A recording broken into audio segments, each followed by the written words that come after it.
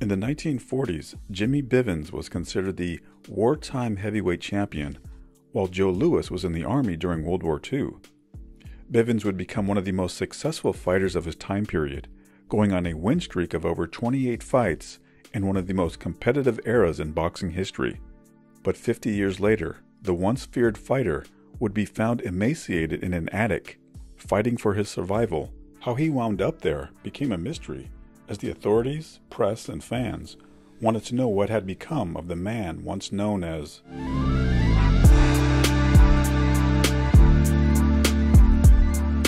Jimmy Bivins was born on December 6, 1919, in Dry Branch, Georgia.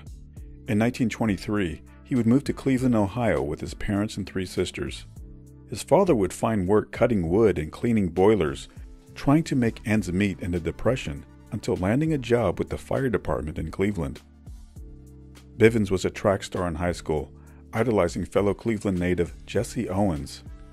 He was also an honor student and would show off his superior intelligence to the other kids, holding up his homework in class and asking, "Can you beat this?"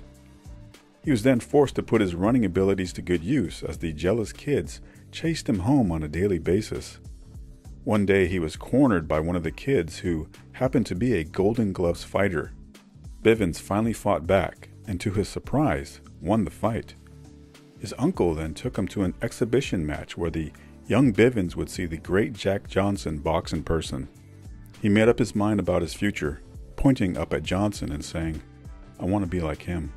Bivins would join the local gym and begin receiving boxing lessons under noted Cleveland trainer Wilfred Whizbang Carter. Bivins would turn pro in January of 1940, earning $25. He would win 18 fights in his first year as a pro, and by the year's end he would be ranked in the middleweight top 10 as he defeated the likes of Mose Brown and the legendary Charlie Burley, before losing his undefeated record against Anton Christoforidis by 10-round decision. At a height of 5'9", but with a mammoth 79-inch reach, Bivins would move into the light heavyweight division, drinking lots of water before the weigh-in to aid him on the scales. His lack of height didn't handicap him against taller foes because of his long reach. "I don't believe any of the champions today could beat Jimmy," his friend Calvin Butler said. "He had the longest arms in boxing. He was only 5'9", but he boxed up on his toes.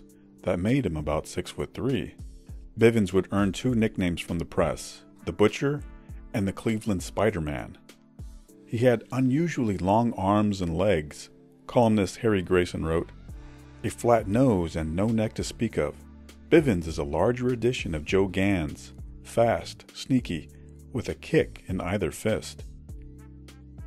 But Bivins didn't enjoy boxing as a fan, instead preferring to paint or play the piano.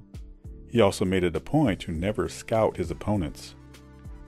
"It makes me sick to see 2 fellows beating each other," Bivins said. "That might give you definite ideas, and a fighter seldom fights 2 fights alike. I know I don't." By 1942, Bivins would become the top contender in both the light heavyweight and heavyweight divisions, going on a win streak that saw him defeat the likes of Archie Moore, Joey Maxim, Lloyd Marshall, Melio Bettina, Gus Lesnevich, and Lee Q. Murray, among other notables of the time period. He had no problem playing the role of the villain, sometimes sticking his tongue out at his opponents as he taunted them from a defensive crouch. In September of 1942, Bivins would be matched up against Tammy Mariello for the duration heavyweight title, as Joe Louis was in military service for the war. Mariello's friend Frank Sinatra would sing the national anthem before the fight, but by the end of the bout, Sinatra would be sitting ringside with tears streaming down his face, as Bivins gave Mariello a frightful beating. Joe Louis would be on hand as well, handing Bivins the duration belt and declaring him as the biggest threat to his heavyweight title. In January of 1943, Bivins would floor future heavyweight champion Ezra Charles 4 times and win 9 of the 10 rounds. "He couldn't hit me," Bivins said of Charles. "I was slipping and sliding." In 1944, Bivins would enter the Army, serving in the role of a calisthenics instructor for the troops. He would return to the ring a year later, continuing his win streak, which was capped by a showdown with Archie Moore in August of 1945. Bivins would enter the ring as a 2-1 favorite, but Moore's manager predicted an upset. When Moore lands a punch upon the body and person of Jimmy Bivins, Moore's manager said, he will be obliterated pugilistically to a greater extent than was Hiroshima, Japan. In front of 15,000 fans at Lakefront Stadium in Cleveland, Bivins would have one of his best performances, flooring Moore 3 times in the second, twice in the fifth, and once more in the sixth with a full count. He was then called the best heavyweight since Joe Louis went into the armed service. Still, Bivins was denied a chance at both the light heavyweight and heavyweight titles. All I wanted was a chance, Bivins said. I deserved the chance. Joe Louis publicly stated that he couldn't understand why Bivins didn't go further in the sport. But Bivins refused to go with the mob, as he detailed in an encounter with a, quote, mob guy from New York, who said that Bivins should, quote, play ball with him. I'm not a ball player, Bivins replied. I'm a fighter. Bivins' win streak would end 6 months later, when he would be narrowly outpointed by Jersey Joe Walcott over 10 rounds. More losses would come over the next year, as Bivins would be stopped by Ezra Charles in March of 1947 and suffer a beating to Archie Moore over the course of 8 rounds. His results would remain hot and cold over the next 2 years, sometimes losing to fighters that he had defeated previously, such as Moore, Joey Maxim, Ezra Charles, and Lee Q. Murray. In August of 1951, Bivins would receive his biggest payday when he faced Joe Louis at the Memorial Stadium in Baltimore. Louis was considered past his prime, but on a bit of a win streak since losing to Ezra Charles a year earlier. Some writers believed that Bivins could score an upset, considering he was better than the last half-dozen opponents Louis had faced. Louis would win a unanimous decision, but Bivins disagreed with the judges. I think I beat him, Bivins said, but he was Joe Louis. He had the name. By 1951, he was on the downside of his career, losing to Bob Baker, Tommy Harrison, and Ezra Charles. Writers would describe Bivins as reluctant during his match with Charles, and noted that Charles only grinned whenever Bivins managed to land a punch.